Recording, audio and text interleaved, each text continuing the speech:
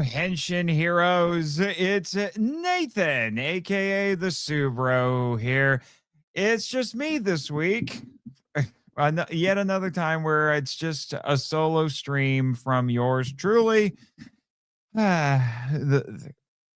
Chris said it originally said he was going to be here, and then he told me I got off the phone with him a little bit ago, and he said that he's just had an absolutely insane week, and he needs to catch up.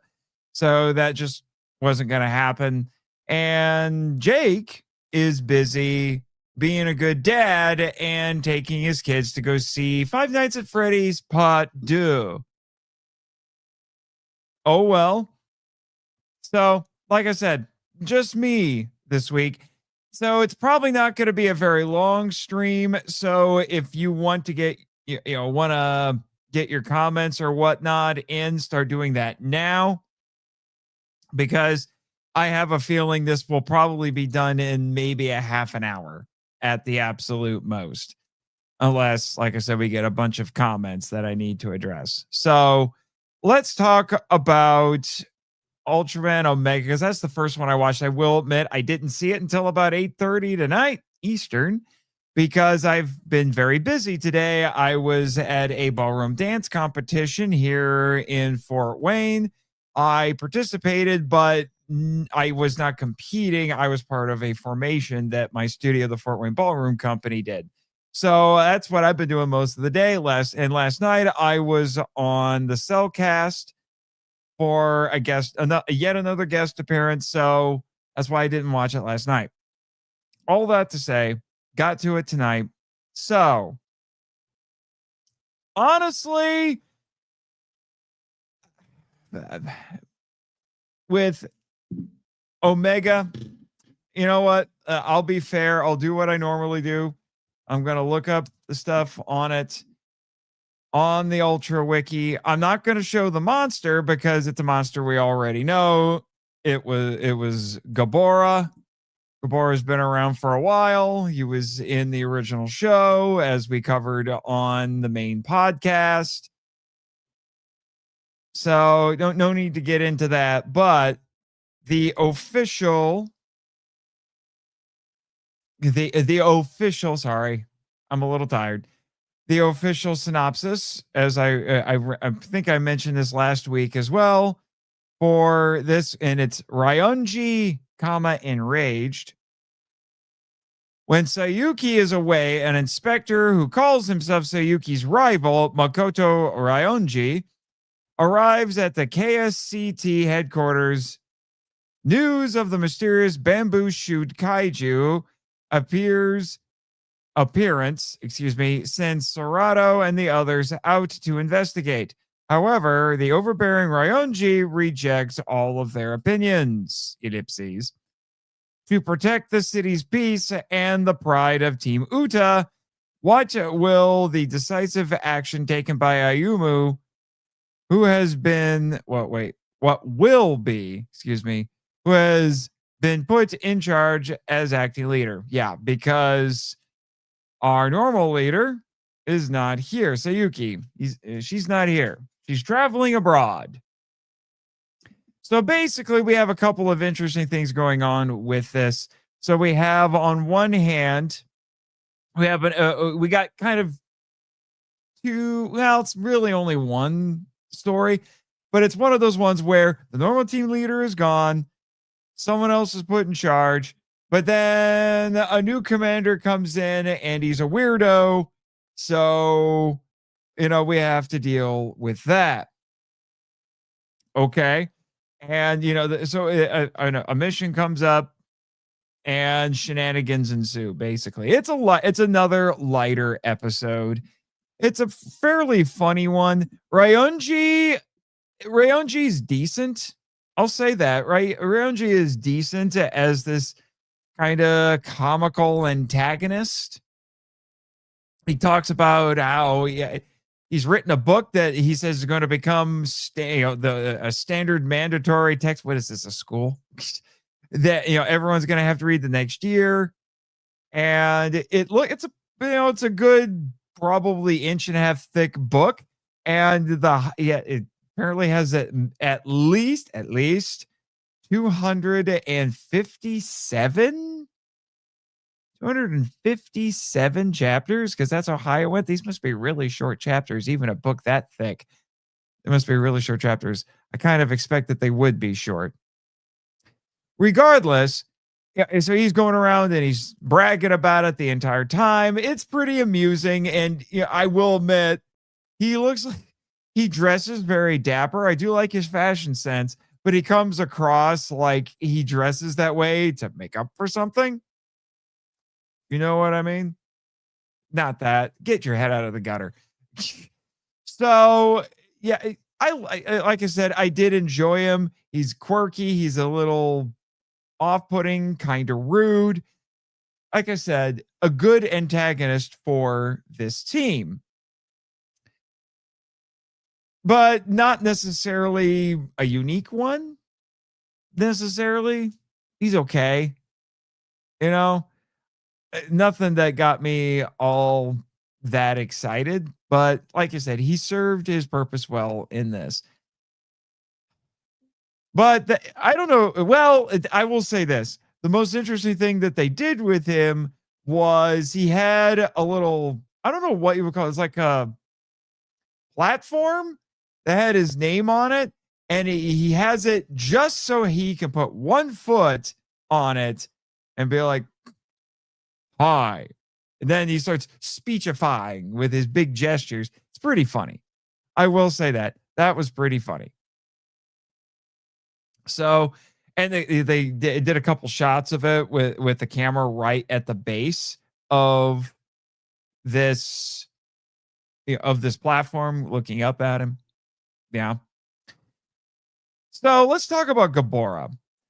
When was the last time actually Gabora was in Ultraman? It was in an Ultraman show. Let me double check that really quick. Let me see. Really? No, that's merchandise. Never mind. No, it has been a while. What? You're telling me Gabora hasn't shown up as much as I thought? Really? You're kidding me. I could have swore Gabora was a more popular kaiju than that. The last time Gabora was in anything was the movie Shin Ultraman. And before that, he's only appeared 2 other times, in the original and in Ultraman the Ultimate Hero, Ultraman Power, whichever name you prefer, the American show. You're kidding me. I guess I've just Gabora to me has just always been one of the more iconic for me kaiju from the original show. So I guess I just figured he had appeared more often than that. Huh. All right. Somebody wants me to acknowledge them in the chat. There you go. All right. Anyway, so Subaraya decided to go a little wild with Gabora in this episode. Yeah, really, really wild. So Gabora got an upgrade in this. He could now spin his frill around and fly like a helicopter. This at once seems incredibly logical. And at the same time, it's like, how come nobody thought of this sooner? All right. Didn't exactly see that one coming, but there you go. He's also confused. The synopsis I read confuses him for bamboo, but the subtitles I saw on the episode tonight said that that it was supposed to be like the tip of the iceberg monster or something like that, which was a tiny bit odd, I thought, but it made sense. And it's a nice way to present Gabora in a bit of a different way this time around. And it was a nice prop. That looked like a real prop there. Now, with all of the stuff going on with Ryonji, although it's Ryonji, enraged, he didn't seem all that angry to me, but maybe I'm crazy. I don't know. So, Excuse me. Sorry. Mm.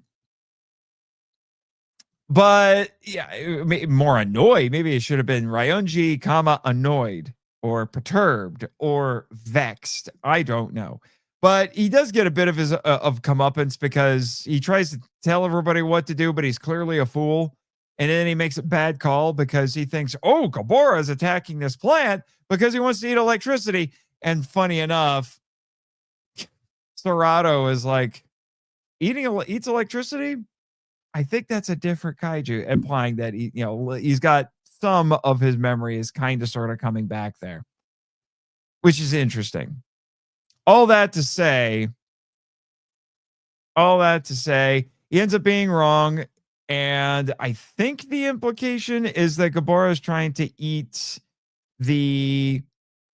I think it's supposed to be the radiation because he's called the uranium monster. There's two titles, by the way, because one of them is when Ryunji calls him the iceberg monster. But yeah, so weirdly enough, it feels like the Ultraman action in this is weirdly short and comes pretty late in the episode. I felt like, but we get to the end of this and we get a pretty decent fight. Volgenus is deployed basically instantly. Goes in, he does his thing, and it helps out a little bit. And then ends up combining like you would expect. Now, we do get the bit where Gabora uses it, puts his frills together, uses it like a drill, as we've seen before. And the funny thing was he kind of stabs Omega and then spins him into the air, which is kind of wacky. And then he starts spinning the frill like a helicopter and flies up to get them both up there. And I'm going to be honest, the effects for that looked awkward. They looked weird. Wasn't a fan of those. And then Volgenus and Omega combine, and then they go off and they cut off the frill on him, which is interesting that they got the frill, but bringing that trident looking thing down, but it doesn't cut off his head. That was a little odd. And then it looks like they try to chop the head off and he just blows up because I guess they don't want to destroy the suit or get too violent, because this isn't Showa Ultraman where especially in the 70s, where we're going to get super gruesome and have kaiju get their carotid arteries cut and then they bleed all over, or decapitations and various forms of dismemberment that look like they belong in Mortal Kombat. R.I.P. Kerry Takagawa, by the way. He will be missed. Hiroyuki Takagawa. He will be missed. Your soul is mine. All right. So, yeah. It was okay. It was okay. It was nice seeing Gabora again. For sure. It was okay. And then we get the wrap up and Ryunji eats some crow and all that fun stuff. And, it was all right. And then we get to the actual end where the other Serato appears. And this time he actually talks to Serato and basically says, you sure you want to do that? And then he just disappears. All right, so we're creating some intrigue in what has otherwise been a fairly average episode. Okay. So I'm not entirely sure what to do with that. I still think, because we had time travel last week, that this is Serato from the future. Perhaps trying to warn his past self about something. That's my theory, and I'm going to stick to it. We don't know yet. We don't have a whole lot of information to go off of. Either that, or maybe it's something in Serato's subconscious. I'm willing to go with that as well, but I'm sticking with time travel. Now, we saw the preview for next week, and unless they're keeping it secret, I don't see a crossover. And that leaves me a little bit concerned. Well, maybe not concerned, disappointed. I would like to see a crossover, a traditional crossover with Ultraman Arc. If it's not next week, I have a feeling the only other, because I'm expecting them, as I said last week, that this show is going to have a 2-part finale. It'll have to be episode 23. Because otherwise, if what I think is going to happen happens, there's no way they're going to, there's no way they can get it in because it's 25 episodes. So my prediction is in 2 weeks, we'll have a crossover. We'll find out if I'm right or not. All right. Now, let's move on to Kamen Rider Zest. So this is episode 13, case 13, if you want to call it that.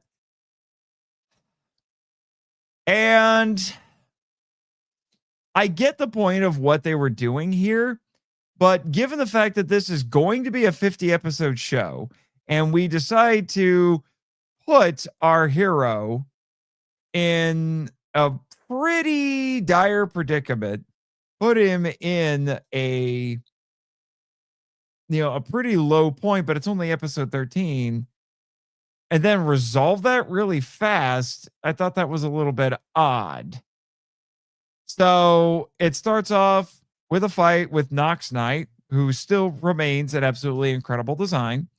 And he breaks all the capsums, saying something about how now you're going to learn how horrifying they really are.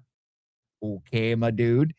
And then basically breaks the belt for Zest, for Baku.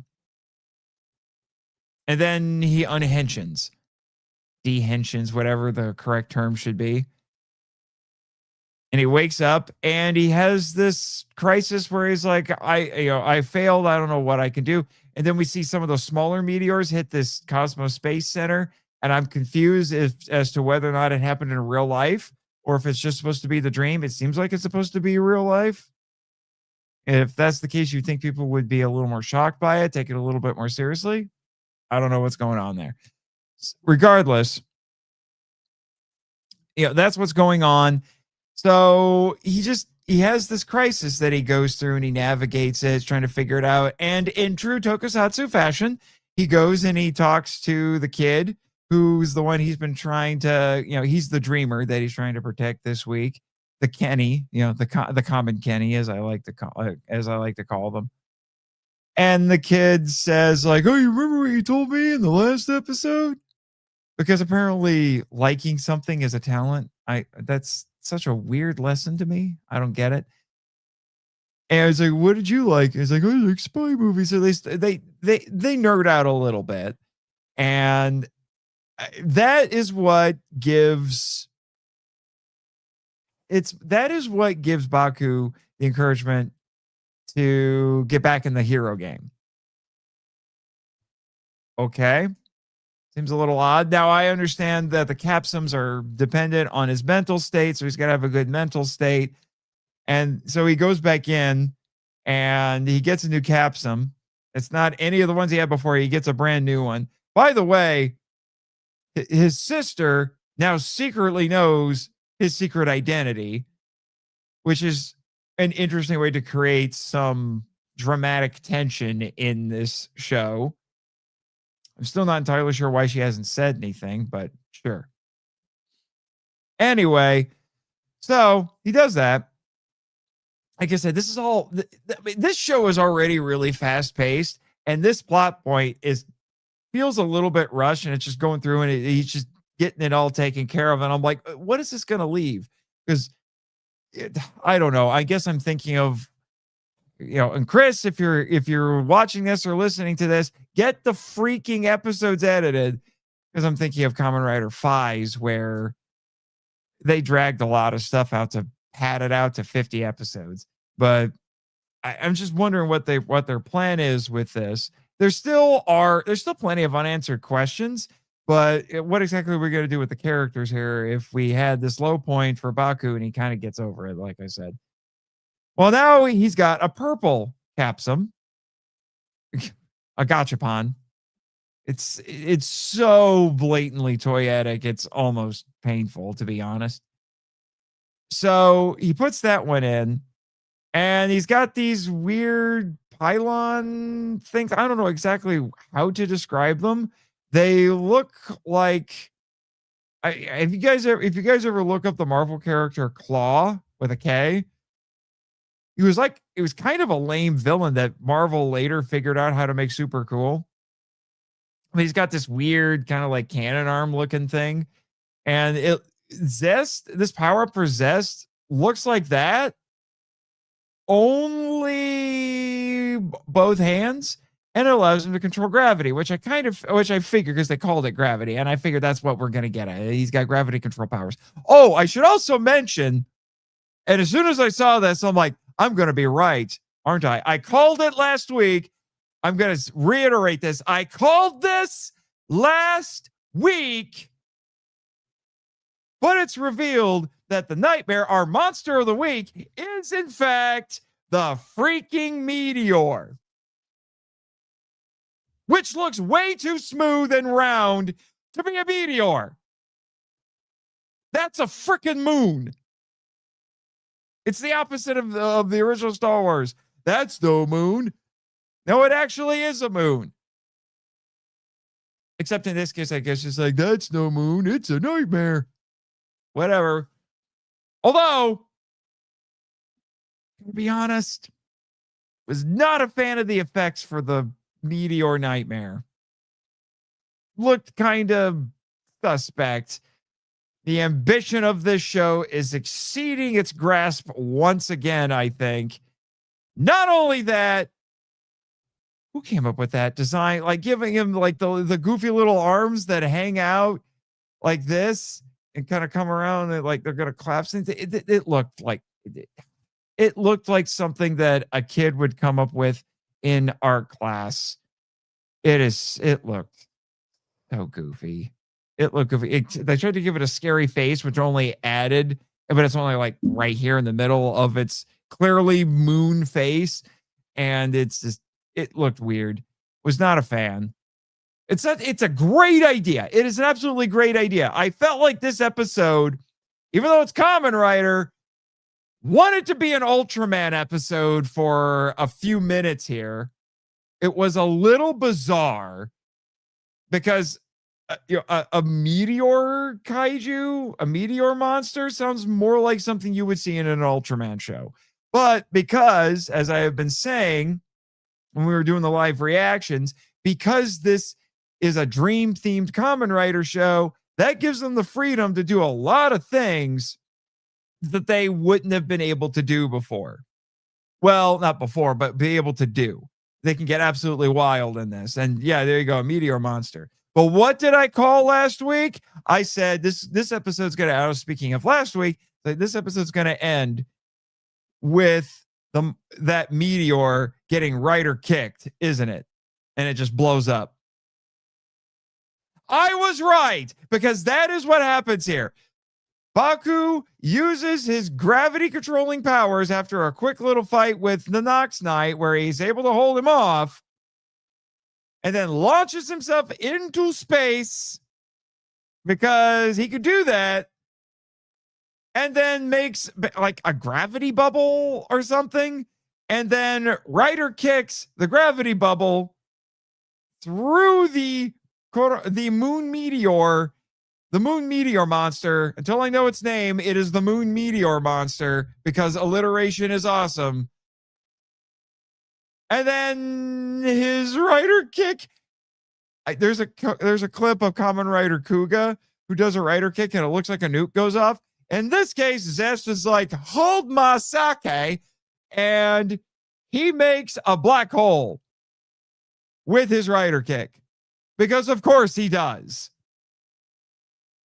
And then that sucks the moon meteor monster into it. Unfortunately, also sucks him in. And he goes missing. And then we see him at the end of the episode. He's still asleep and his sister can't wake him up. And I'll get to the disconcerting ending here in a few minutes. But then we see Nox be confronted by Zero. And they clearly know each other, and he accuses Zero of just sacrificing agents to get the mission done. He says, well, you're entitled to think that. And then he does try to shoot him with his very obvious giant Nerf gun. And then Zero pulls out a sword and blocks everything, which is cool and all, and then disappears in mist. Okay. So they have a history. he's calling what Zero's doing into question, which I think is supposed to set up the ending here because we have this interesting ending where Baku's sister says, I can't wake him up. What's going on? And he says, basically, I'll tell you what's going on, but you have to keep it to yourself because if you don't, I will kill you. And the episode just, if I'm interpreting this correctly, the episode ends with her just nodding. And that's it. Okay. Things have gotten a little more complicated, a little bit more intense. I give it credit. We've solved one emotional issue, and now we've got another problem to deal with. Credit where credit is due. They're at least keeping things going. I'm just wondering if they're going to be able to maintain the momentum for 50 episodes. That's all I'm saying. So, like I said, it's impressive. Just when I think the show is starting to run out of gas a little bit, it revs that engine a little bit more and keeps it going. Credit where credit is due. But I will admit, Rider kicking the moon meteor monster was not exactly on my bingo card, but it was on my bingo card. I wasn't expecting it to be the monster. That was a nice twist I wasn't thinking of. But again, I do think the show's ambition is exceeding its grasp a little bit. If they want to do something this wild, I think they might want to invest in better effects, maybe. Or maybe try to reel in their ambition a little bit. I'm not sure. But it does seem like both of these shows had slightly suspect minimum effects at some points, while amidst what was otherwise pretty solid work, which is interesting. Which one did I think was better? Probably Zest, but only for the craziness of a rider kick making a black hole and going through a moon meteor monster. Honestly, that's what I would say. All right. You have a few comments in the chat, most of which are from Edwin. Let's see what he has to say. The pain is the hero's gain. To have you react to Kamen Rider Ghost, it'd be hilarious. Well, we'll see. Oh, he had another comment before that. Shubro knows and shows. What? I'm a little confused on that one. Let's see. And then this is after the Kamen Rider Ghost reaction. This is Claw, Andy Serkis. Yes, but they don't do the wackiness with Andy Serkis's claw like they do in the comics. I'm just saying. And then Danny Phantom idea of dealing with a meteor. Can't blow it up. Make the earth intangible. Actually, that's kind of clever. I like that idea. Reminds me a very tiny bit of Gorath, the movie Gorath, in that they find out that there's a rogue planet that's going to hit the earth and destroy it. So what's their solution? Move the earth. How do we move the earth? Put giant rockets in Antarctica. Yeah, look it up. It's a kind of a crazy movie. The figure? Which figure? I got a ton of figures back there, so I don't know which ones you're talking about. You're going to have to be a little bit more specific.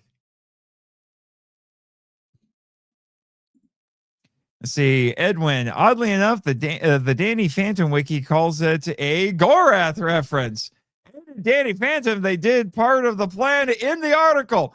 Thank you. Thank you.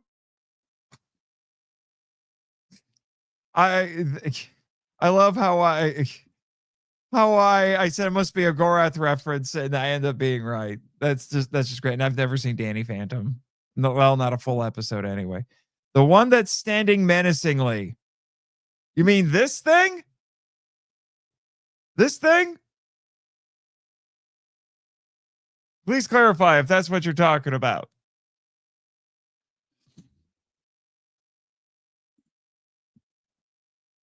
Oh, that?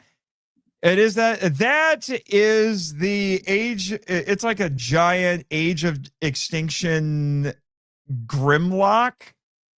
It's a transformer, but it doesn't transform. It's just a big figure. It's not that impressive of a figure. It looks really tall, but it's barely got any detail, and it just has hip and shoulder joints.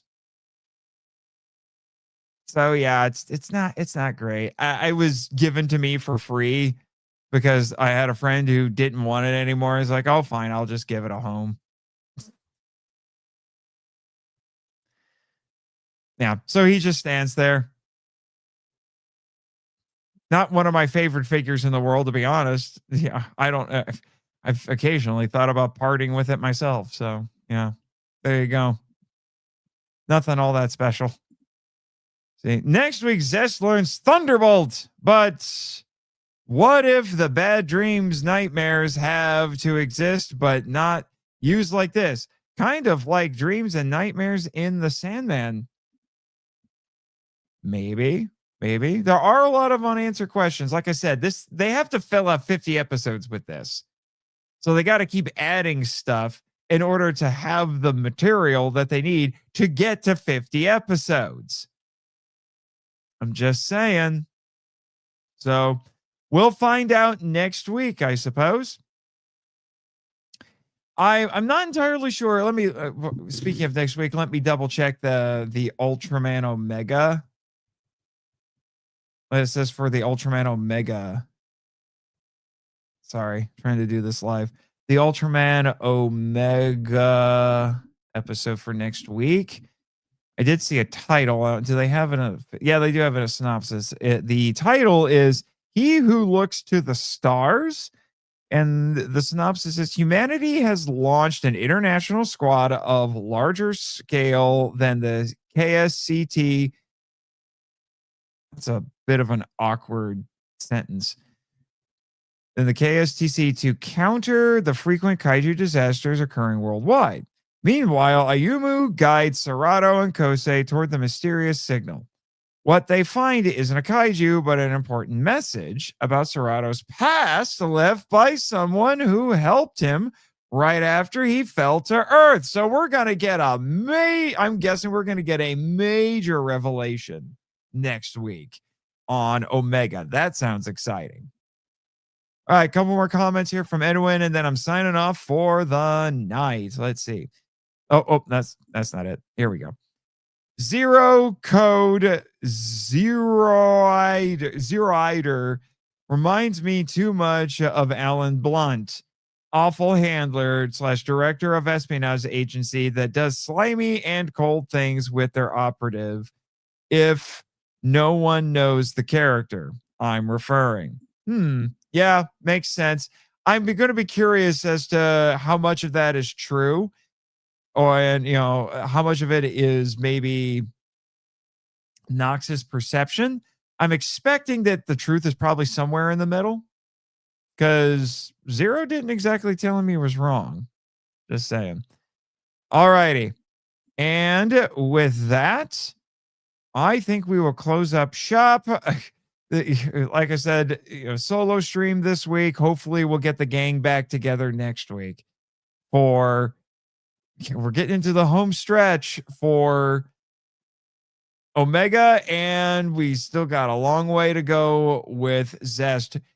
Honestly, by January, these streams, if we keep them up, are just going to be reactions to Zest. It's going to be crazy.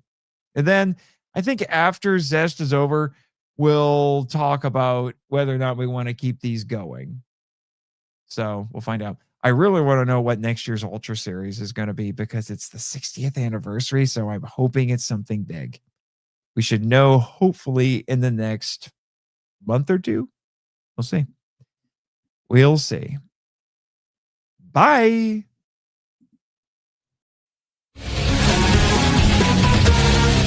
Thank you for listening to Henshin Power V3, a podcast produced and hosted by Nathan March and Christopher Reiner and Jake Hamber. If you'd like to send us feedback, we'd love to hear from you. So email us at henshin.power.v3@gmail.com. Follow us on X, the artist formerly known as Twitter. Thank you, Danny the Mana. where our handle is at HenshinPowerV3, and join our official Facebook groups, Power Rangers Legacy and the Margolite Lounge. We also have a Discord server called the Margolite Lounge. Check the show notes for links to all of them. Subscribe to us on Apple Podcasts, Spotify, YouTube, and other great podcatchers. The podcast logo was designed by Rebecca Hutchins. Follow her on Instagram at super_r_illustrations. Our theme song is a Joe the Hero remix by GVG Kid, which is based on a track from the video game Beautiful Joe. All film and audio clips belong to their respective copyright holders, and no infringement is intended or implied. Please rate and review us on Apple Podcasts, Spotify, and Podchaser to spread the word about the show. And until next time, Swatch!